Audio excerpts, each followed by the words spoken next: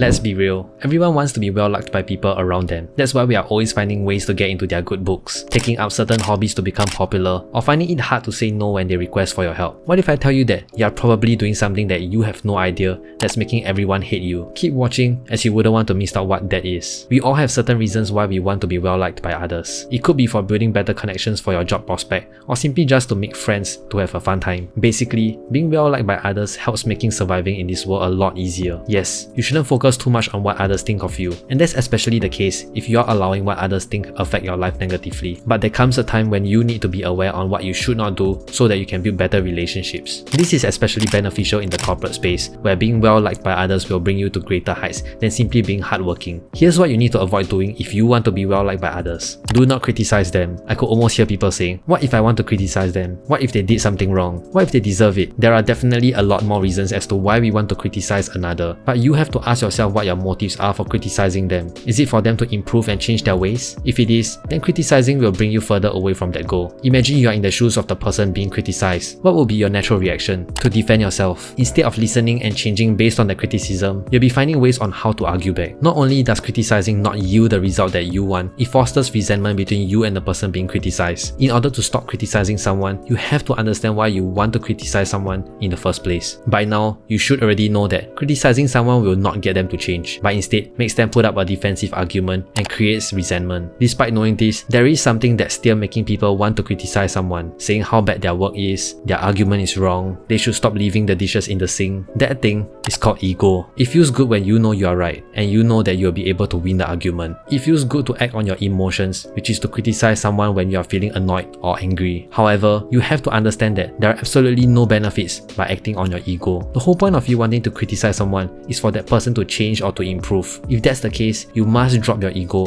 Do not criticize them and do the following instead. One great way to make someone improve themselves on a particular trait instead of criticizing them is to make it seem like that's already one of their outstanding traits. When you are complimented by your friend on a particular trait of yours, for example, how great of a listener you are, you will have the urge to start paying more attention to what your friend is talking about, even if you have not been listening before. Whenever your friend talks about his day, we tend to do this because we are prideful creatures, and we want to meet their expectations, especially when it's a compliment. The last thing any of us want is to disappoint someone immediately after being complimented by them. If you want to excel in the corporate space, or simply to build better relationships, you must resist that urge to criticize them. Understand that criticizing someone may make you feel good at the moment, but in the long term, not only does it not get the receiver to change based on your criticisms, it creates resentment, and before you know it, you'll be that guy that everyone hates.